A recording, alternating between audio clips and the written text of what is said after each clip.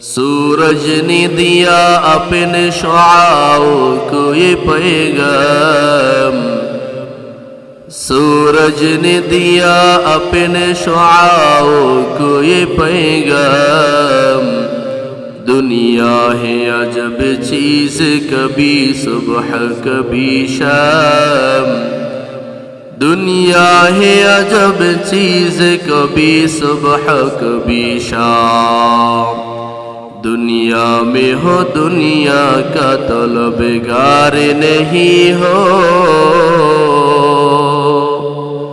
दुनिया में हो दुनिया का तलबगार नहीं हो। बाजार से गुजर हो खरीदार नहीं हो, बाजार से गुजर हो खरीदार नहीं हो। मकबूल तो है शाज़ है काबिल तो बहुत है, मकबूल तो है शाज़ है काबिल तो बहुत है। आईना के मनंदे तो नहीं दिल तो बहुत है, आईना की मनंदे तो नहीं दिल तो बहुत है। उल्फत में बराबर के वफा हो के जफा हो, उल्फत में बराबर के वफा हो के जफा हो। हर चीज में लज्जत है अगर दिल में मजा हो, हर चीज में लज्जत है अगर दिल में मजा हो। अल्हम्दुलिल्लाह, মহান রব্বুল আলামিনের দরবারে লাখো কোটি শুকরিয়া জ্ঞাপন করছি যে রব্বুল আলামিন আমাদেরকে দুনিয়ার সর্বশ্রেষ্ঠতম জায়গা আল্লাহর ঘর মসজিদে জুমার নামাজ আদায় করবার উদ্দেশ্যে আগে আগে আসবার বসবার দিনই কিছু কথা শুনবার সুযোগ করে দিলেন। এই জন্য মহান মালিকের দরবারে শুকরিয়া আদায় করে জোরে সোরে বলি আলহামদুলিল্লাহ। লক্ষ কোটি দুরূদ ও সালাম বর্ষিত হোক আকায়ে নামদার তাজদারে মদিনা মুহাম্মদুর রাসূলুল্লাহ সাল্লাল্লাহু আলাইহি ওয়াসাল্লামের উপর। মুহতারাম হাজিরিন, আজকের জুমা আমাদের জন্য অত্যন্ত গুরুত্বপূর্ণ একটি জুমা, কারণ আজকে আমরা আমাদের বার্ষিক মাহফিলের আগের দিন উপনীত হয়েছি। আগামীকালকে আমাদের অত্র জামে মসজিদের পক্ষ থেকে আল্লাহ চাহে তো বিশাল এক মজমা কায়েম হবে, বার্ষিক মাহফিল। আল্লাহ তাআলার কাছে আমরা সকলে আজকে জুমার মধ্যে দোয়া করব, আল্লাহ তাআলা যেন আমাদের এই বার্ষিক মাহফিলকে কবুল করে নেন। কারণ আমাদের এই এলাকার জন্য হেদায়েত খুব জরুরি। কখন কার কথায় কে হেদায়েত হয় কেউ জানে না। আল্লাহ তাআলা আশা করা যায় যে এই মাহফিলকে উসিলা করে এলাকার মধ্যে হেদায়েতের হাওয়া চালু করেও তো দিতে পারে। আল্লাহ তাআলার কাছে অসম্ভবের কিছুই না। অনেক উলামায়ে কেরাম আসবেন, বিভিন্ন জায়গা থেকে দূর দূরান্ত থেকে আসবেন। আল্লাহ তাআলা যেন সকলকে সহি সালামতে এসে আবার সুন্দর যে কথাগুলো আমাদের এলাকার জন্য গুরুত্বপূর্ণ অতীব জরুরি এমন কথাগুলো বলে আবার যেন তারা তাদের গন্তব্যে পৌঁছতে পারে, সেরকম তৌফিক সকলকে দান করে সবাই পড়ি আমিন। আমাদেরকেও অত্র এলাকার সকলকে, যেহেতু আমরা মেজবান, আমরা এই এলাকার বাসিন্দা বা এলাকার মানুষ, মাহফিল যেহেতু এলাকার পক্ষ থেকে হচ্ছে, যেহেতু আমরা মেজবান, আমরা যেন শুরু থেকে একদম শেষ পর্যন্ত এই মাহফিলকে সাফল্যমণ্ডিত করবার জন্য, মাহফিলকে সুন্দরভাবে আঞ্জাম দেওয়ার জন্য আমরা যেন আমাদের সময়টুকু ব্যয় করে, মূল্যবান সময়টুকু অতিবাহিত করে যেন আমরা সময় দিতে পারি, মাহফিলকে সাজাইতে পারি, আমাদেরকেও আল্লাহ তাআলা তৌফিক দান করে সবাই পড়ি আমিন। আমি আজকে আপনাদের সামনে সূরাতুল আল মুলক, কোরআন কারীমের 30 পারার 29 পারার একটা সূরা, সূরাতুল মুলক এই সূরাতুল মুলক এর 2টি আয়াত তেলাওয়াত করেছি। এই 2 আয়াত অত্যন্ত দামি এবং গুরুত্বপূর্ণ 2টা আয়াত। কোন মানুষ যদি তার জীবনের মধ্যে পরিবর্তন আনতে চায়, জীবনের মোড় ঘুরাইতে চায়, কেউ যদি তার রবের দিকে ফিরে আসতে চায়, আর তার যদি ওয়াজের প্রয়োজন হয়, আমি মনে করি এই 2 আয়াত যদি কেউ ভালোভাবে বুঝে এবং কি এর উপর আমল করে, এর কথাগুলো যদি অনুধাবন করে সব সময় দিলের মধ্যে গেঁথে রাখে, আশা করা যায় যে তার হেদায়েতের জন্য যথেষ্ট। আল্লাহ তাআলা কোরআন কারীমের মধ্যে বলেন, তাবারাকাল্লাযী বিয়াদিহিল মুলকু ওয়া হুয়া আলা কুল্লি শাইইন কাদির। তাবারাকাল্লাযী বিয়াদিহিল মুলক, তাবারাকাল্লাযী, সমস্ত বরকত, সব বরকত একমাত্র ওই সত্তার জন্য, ওই সত্তার হাতে। বিয়াদিহিল মুলক, যার হাতে গোটা রাজ্যের রাজত্ব, যার হাতে গোটা পৃথিবীর রাজত্ব। এমন এক সত্তা দুনিয়ার মধ্যে কোনো বড় ধরনের দুনিয়াবি ক্ষমতাধর কেউ নয়। এমন এক সত্তা দুনিয়ার কোনো শাসক নয়, যেই সত্তার হাতে সারা পৃথিবীর কর্তৃত্ব, আসমান জমিনের কর্তৃত্ব। এমন সত্তা দুনিয়ার কেউ নয়, একজন হলেন তিনি আমার আল্লাহ। আল্লাহ তাআলার হাতে সারা পৃথিবীর কর্তৃত্ব। আর আল্লাহ তাআলার জন্যই বরকত, আল্লাহ তাআলার জন্যই রহমত। কারণ রহমত দেনওয়ালা একমাত্র আমার আল্লাহ, বরকত দেওয়ালা একমাত্র আমার আল্লাহ। আল্লাহ তাআলাকে ছাড়া কেউ রহমত দিতেও পারে না, আল্লাহ তাআলাকে ছাড়া কেউ বরকত দিতেও পারে না। একমাত্র যেহেতু আল্লাহ তাআলা রহমত এবং বরকতের মালিক, আল্লাহ তাআলার বরত্ব প্রকাশ করে আল্লাহ তাআলা বলতেছেন, তাবারাকাল্লাযী বিয়াদিহিল মুলকু ওয়া হুয়া আলা কুল্লি শাইইন কাদির। আল্লাহ তাআলা এমন আল্লাহ, যার কাছে সারা পৃথিবীর রাজত্ব। ওই আল্লাহর বরকত এবং আল্লাহর রহমতের প্রশংসা করে শুরু করা হইতেছে। কারণ আল্লাহ তাআলা সারা পৃথিবীর মালিক, আল্লাহ তাআলা সারা জগতের মালিক। আল্লাহ তাআলা চাইলেই কাউকে সারা পৃথিবীর মধ্যে ক্ষমতা দিতে পারেন, আবার আল্লাহ তাআলা চাইলে দুনিয়া থেকে ক্ষমতা চিরস্থায়ীভাবে নিঃসাত করতে পারেন। আল্লাহ তাআলা বলেন, কুলিল্লাহুম্মা মালিকাল মুলকি তুতিল মুলকা মা তাশা ওয়া তানজিউল মুলকা মিম্মান তাশা ওয়া তুইজ্জু মান তাশা ওয়া তুযিল্লু মান তাশা বিয়াদিকাল খায়র। আল্লাহ তাআলা এমন আল্লাহ, যে আল্লাহর হাতে সারা পৃথিবীর রাজত্ব, যে আল্লাহর হাতে সারা পৃথিবীর ক্ষমতা। শুধু তাই নয়, এই আল্লাহ তাআলা চাইলে কাউকে ক্ষমতায় বসাইতে পারে, আবার আল্লাহ তাআলা চাইলে ক্ষমতা থেকে কাউকে অপসারণও করতে পারে। দুনিয়ার কারো হাতে এই ক্ষমতা নাই, কিন্তু আমরা দেখা যায় সামান্য একটু ক্ষমতা পাইলেই আমাদের পা আর জমিনে থাকে না, কেমন যেন আমরা আকাশে উঠতে থাকি। আবার অনেকে আছে ক্ষমতা তো পায় নাই, ক্ষমতার অনেক দূরে, অনেক দূরের একজন মানুষ, তারও পাওয়ার বা তারও হেডামে আশেপাশে ঘেঁষা যায় না। এরকম কি নাই? আছে। এই জন্য বুঝতে হবে যে আল্লাহ তাআলা একমাত্র সবকিছুর মালিক। আল্লাহ তাআলা চাইলে কাউকে রাজত্ব দিতে পারেন, আবার আল্লাহ তাআলা চাইলে ওই রাজত্ব থেকে কাউকে অপসারণ করতে পারেন। দুনিয়ার কারো হাতে নাই। এই জন্য কেউ ক্ষমতা পাইয়া ক্ষমতার অপব্যবহার করতে নাই। কারণ অপব্যবহার করলে একটা পর্যায়ে যখন ক্ষমতা থাকবে না, তখন তোমার কি অবস্থা হবে একটু চিন্তা করে দেখো। তো আল্লাহ তাআলা এই সূরাত আল মুলকের মধ্যে শুরু দিয়ে এই জিনিসটাই মানুষকে মেসেজ দিতে চান, ও গোলাম, তুমি শুধু ক্ষমতার পিছনে দৌড়াইও না, তুমি ক্ষমতা যিনি দেন তার পিছনে দৌড়াও। যিনি তোমাকে ক্ষমতা দিতে পারেন, তোমাকে রহমত দিয়া তোমার জীবনটা মালামাল করে দিতে পারেন, তোমার জীবনটাকে বরকত দ্বারা ভরপুর করে দিতে পারেন, ওই রবের পিছনে দৌড়াও, তোমার জীবন কামিয়াব হয়ে যাবে।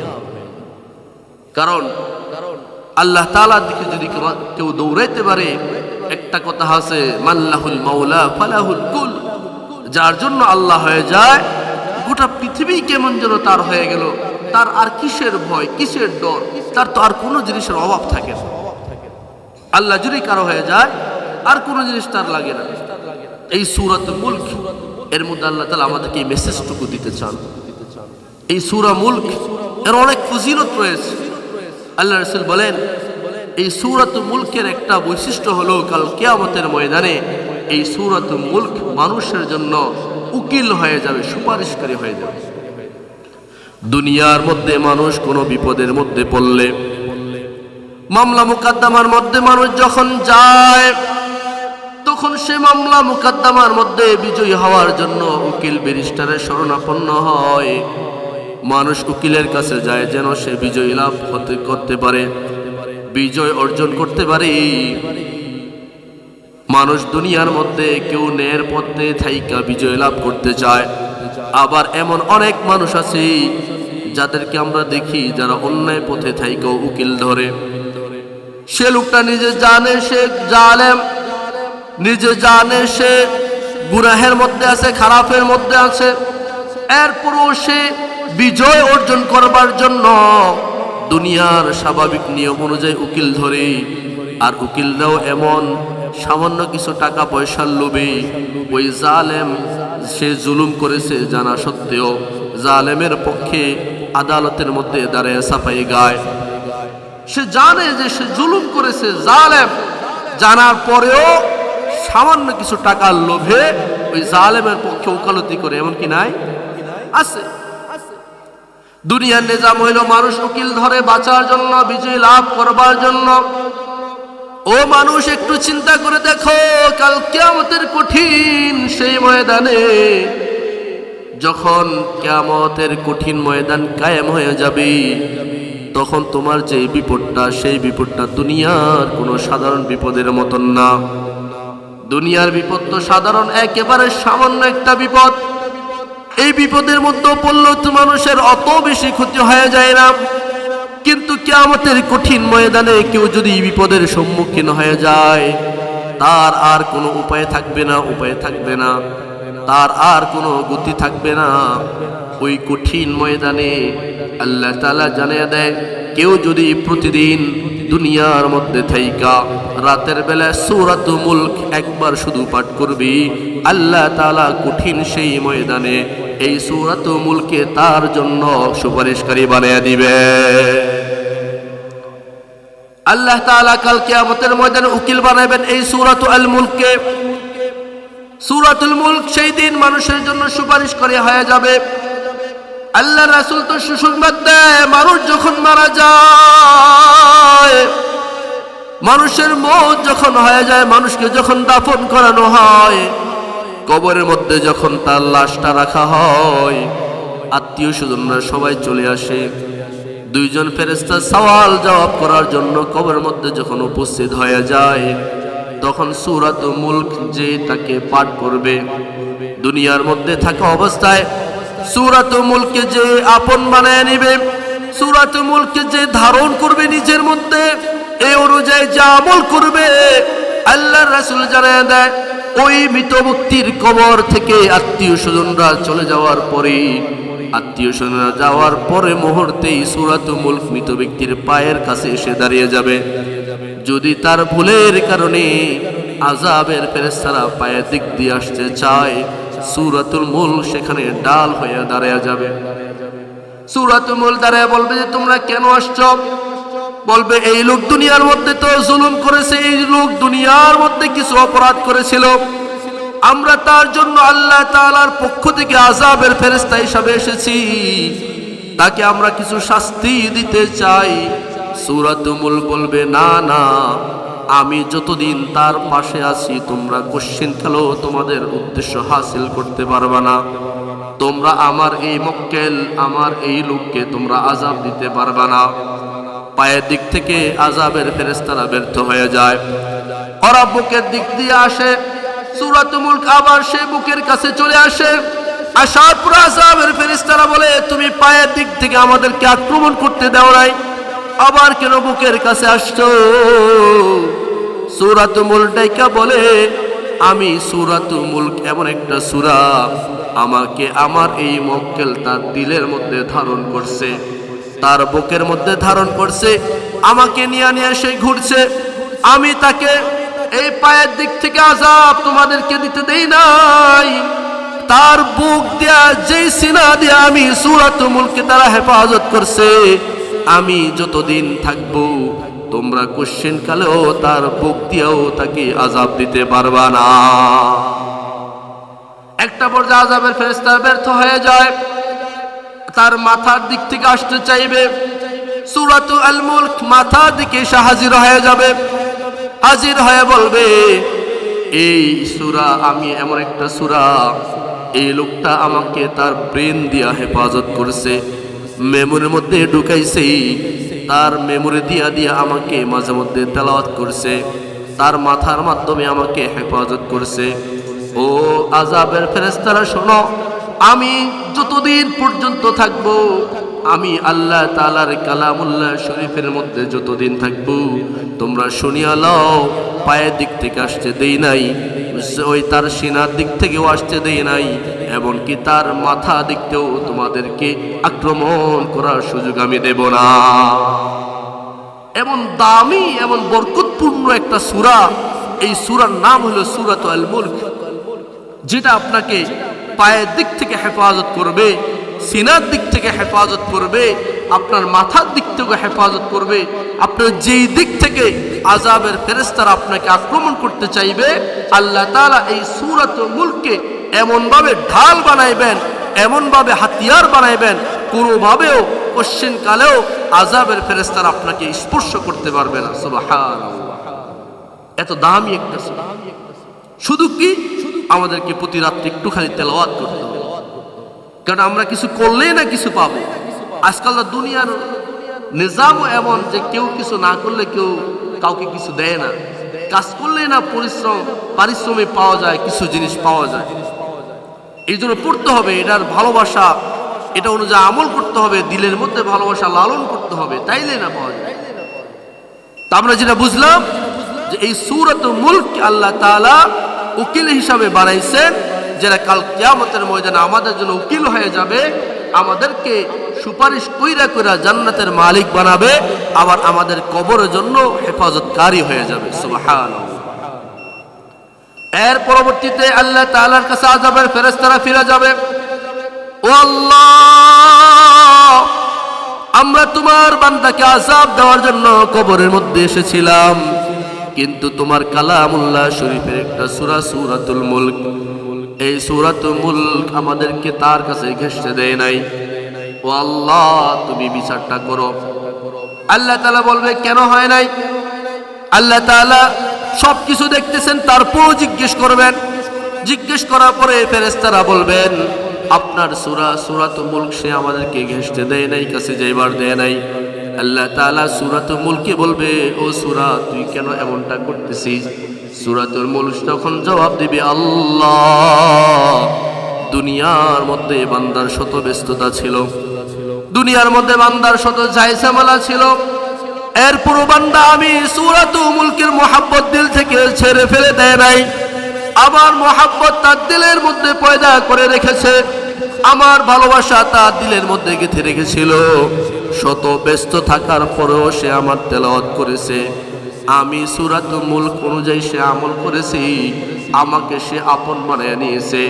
দুনিয়ার মধ্যে যেহেতু সে আমাকে আপন বানিয়ে রেখেছিল, আজকে এই কঠিন ময়দানে, কঠিন দিনে আমি তার সঙ্গী হয়ে গেলাম। এই কঠিন সময়ে আমিও তার সঙ্গী হইয়া তাকেও আমি আপন বানিয়ে নিলাম। তাকে যদি তুমি জান্নাত দাও, তাইলে আমি তোমার প্রতি সন্তুষ্ট, খুশি থাকবো, রাজি থাকবো। আর যদি তুমি তাকে জান্নাত না দাও, জাহান্নামে দাও, জাহান্নামের অধিবাসী বানাও, তাহলে তুমিও কেমনে তাকে জাহান্নামে দাও, এটাও আমি একটু দেখে নেব। চিন্তা করে দেখেন কি পরিমাণ গভীরের কথা। সূরাতুল মুলকের ঝগড়ার কারণে, এরকম বাক বিতণ্ডার কারণে একটা পর্যায়ে আল্লাহ তাআলা ওই কবরবাসীকে, যে কিনা দুনিয়ার মধ্যে থাইকা সূরাতুল মুলকে তেলাওয়াত করবে, আল্লাহ তাআলা ওই লোকটার জিন্দেগীর সব গুনাহগুলা ক্ষমা করাইয়া একটা পর্যায়ে আমরা জান্নাতে যেতে চাই তো ইনশাআল্লাহ। এই জন্য যদি সুযোগ হয় নিজে পড়তে পারলে তো পারলাম, না হলে যারা পড়তে পারে তাদের কাছে গিয়া ভাই সূরাতুল মুলকটা একটু পড়ে শোনাও না, আমি একটু শুনতে চাই। যদি শুনতে পারেন, এটাকে মোহাব্বত যদি দিলের মধ্যে রাখতে পারেন, এই মোহাব্বতের কারণেও দেখবেন যে আল্লাহ তাআলা ক্ষমা কইরা দিলেও তো দিতে পারে। আল্লাহ তাআলা তো উসিলা টোকাইবেন, উসিলা।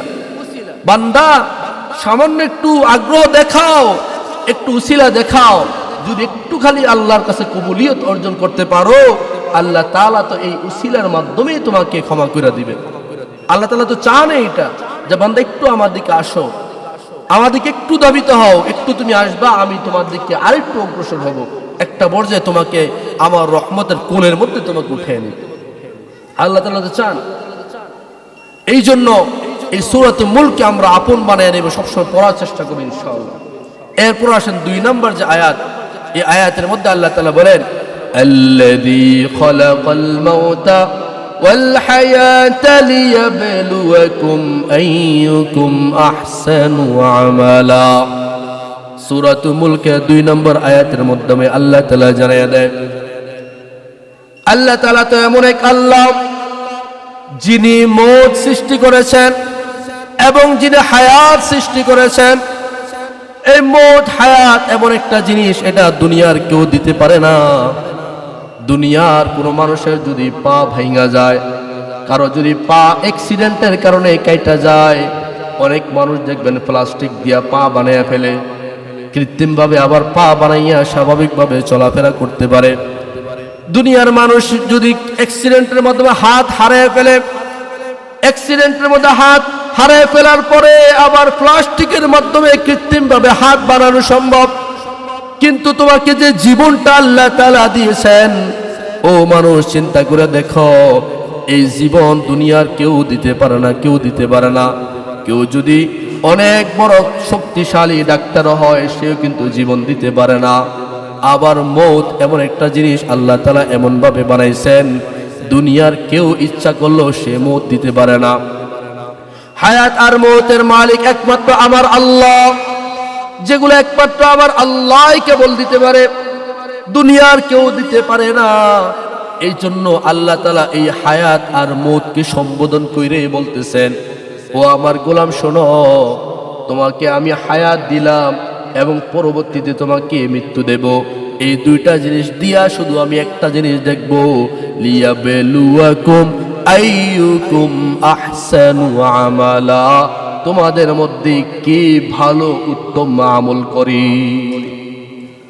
আল্লাহ তাআলা এই হায়াত আর মওত যেগুলো দুনিয়ার কারো হাতে নাই, একমাত্র আল্লাহর হাতে, আর এই 2টা জিনিসকে উল্লেখ করে আল্লাহ তাআলা বুঝাইতে চান যে বান্দা, এই 2টা জিনিস দিলাম, তুমি এগুলো তো পাইলা, তবে আমি এই 2 জিনিস যা পরীক্ষা করব যে তুমি কি ভালো আমল করো, উত্তম আমল করো, আমার পথে থাকো, নাকি আমার দিকে মুখ ফিরাইয়া তুমি নাফরমানের কাতারে নামটা লেখাও।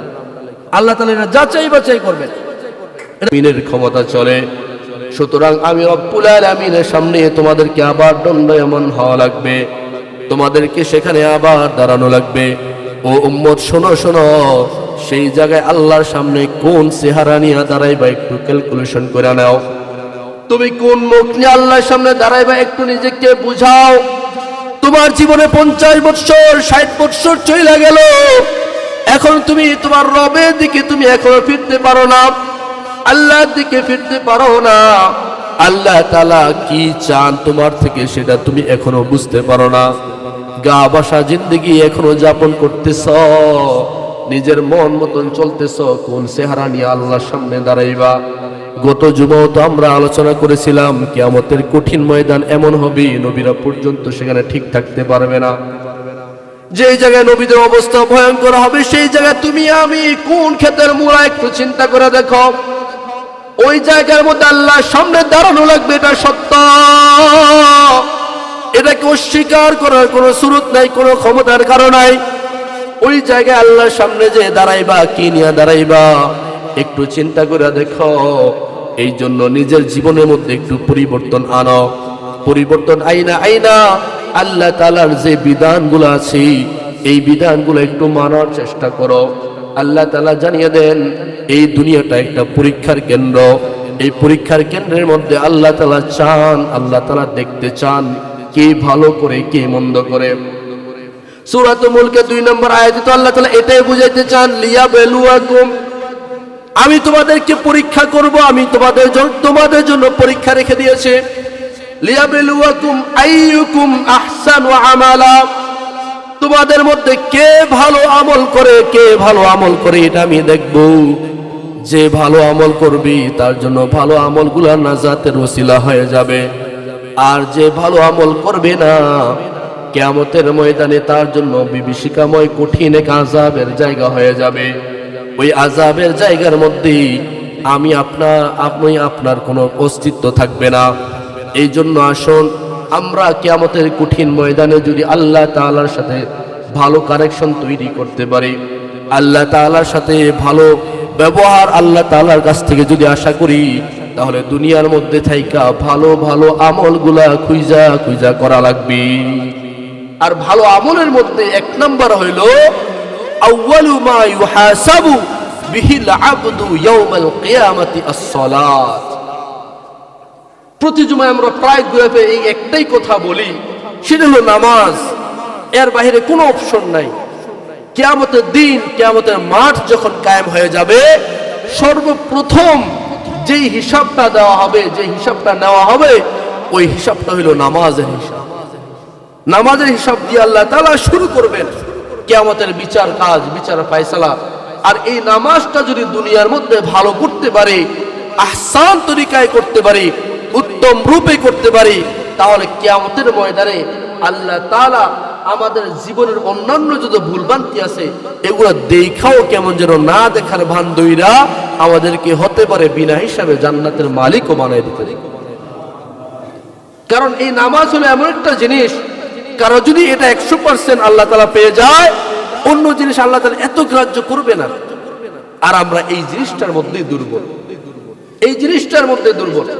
আমাদের ফ্যামিলিগত ব্যস্ততা, কাজের ব্যস্ততা, ক্ষেতের ব্যস্ততা, চাকরি বাকরির ব্যস্ততা, দোকান পাটের ব্যস্ততা, ক্ষেত খামারের ব্যস্ততা আর অজুহাতের কোনো শেষ নাই। সব শুধু এক নামাজের ক্ষেত্রে আইনে, অন্য কোনো ক্ষেত্রে এত ব্যস্ততা নাই। বিয়ের দাওয়াত দিছে, শত ব্যস্ততা থাকলেও সেখানে চলে যায়। অমুক বিয়ার মধ্যে যাইতে হইব, শত ব্যস্ততা থাকলে কোনো ব্যস্ততা তাকে আটকাইতে পারে না, চলে যায়। কিন্তু এক নামাজের সময় আইলে এর সময় নেই, ব্যস্ত, অনেক ব্যস্ত। চিন্তা করে দেখেন এই সময়টা দিয়েছেন কে? আল্লাহ তাআলা দিয়েছেন। এই সময়টা দিয়া আল্লাহ তাআলা তো পরীক্ষার জন্য পাঠাইছেন, যে সময় যেহেতু আমি দিছি, সময়ের প্রত্যেকটা সেকেন্ড সম্পর্কে আমি রব্বুল আলামিন তোমাকে জিজ্ঞেস করব, তোমার কাছ থেকে হিসাব নেব। তুমি যদি হিসাব দিতে পারো, আমার হুকুম অনুযায়ী যদি দুনিয়ার মধ্যে চলতে পারো, তাইলে না নাজাত পাইবা, না হয়তো সেদিন নাজাতের ছিটাফোঁটাও আমাদের কপালে ঝুঁকবে। এই জন্য আসুন আল্লাহ তাআলা আমাদেরকে বুঝাইতে চান যে দুনিয়াটা সাময়িক একটা সময়ের জন্য, অল্প সময়ের জন্য। এই অল্প সময় তুমি একটু ভালো আমল করো, একটু ভালো ইবাদত করো। নামাজের মধ্যে আসছো, ধীরস্থির ভাবে একটু নামাজ পড়ো, সুন্দরভাবে নামাজটা আদায় করো। নামাজগুলো যদি ঠিক মতন পড়তে পারো, ভালো আমল করতে পারো, কিয়ামতের ময়দানে এই নামাজটা তোমার নাজাতের ওসিলা হয়ে যাবে। আর আমাদের যেহেতু সামনে আমাদের আগামীকাল মাহফিল, এই মাহফিল সম্পর্কে একটা কথা না বললেই নয়, সেটা হলো দূর থেকে আমরা ওলামায়ে কেরাম দাওয়াত দেব, ওনারা আসবেন, ওয়াজ করবেন। আমরা যদি দোকানে পাটে ঘরে এখানে সেখানে থাকি, বলেন এটা কি আমাদের ইনসাফপূর্ণ আচরণ হবে? আপনারা কি বলেন? এই জন্য আমাদের যেহেতু আমরা মেজবান, সেই হিসাবে আমি আপনাদের কাছে উদারত আহ্বান রাখবো, ওলামায়ে কেরাম যেহেতু আসবেন, দ্বীনি কথা বলবেন, আমরা সবাই একদম আসরের পর থেকে যেহেতু আমাদের আলোচনা শুরু হয়ে যাবে, আসর নামাজ পড়াই মাঠের মধ্যে যে বসবো, মাঝখানে শুধু গিয়ে একটু খাবার দাবারের হাজত সাইরা, আর নামাজ তো মসজিদে হবে, নামাজ এখানে পড়বো, এখানেই থাকবো, হাজতটা সাইরা আবার বসে যাবো, একদম মুনাজাত দিয়ে আমরা মাহফিল থেকে যাব। পারা যাবে ইনশাআল্লাহ? কে কে থাকবে ইনশাআল্লাহ? আল্লাহ তাআলা আমাদেরকে কবুল করে সবাই পড়ি আমিন। কারণ আমরা যদি না থাকি আর হুজুর যদি আয়া দেখে যে সামান্য কয়জন মানুষ, তখন দেখবেন যে হুজুরা ভালো ওয়াজ করতে পারবে না, তখন আমরাই সমালোচনা করবো এত হাজার টাকা দিয়ে হুজুর আনলাম, হুজুর কি ওয়াজ করলো, স্বাভাবিক। কিন্তু হুজুর যে কেন ওয়াজ করতে পারলো না এটা তো আমরা কেউ বুঝি না। হুজুরের তো শ্রোতা দেখাইতে হবে, একটা আগ্রহ দেখাইতে হবে যে না আমরা আছি, হুজুর আপনি করেন, আপনার সাথে আমরা আছি। দুনিয়ার স্লোগান তো আমরা দেই, মানে আর নেতার সাথে আমরা আছি, তো এই হুজুরের সাথে একটু থাকেন না, কিয়ামতের ময়দানে লাভ হবে, কাজ হবে।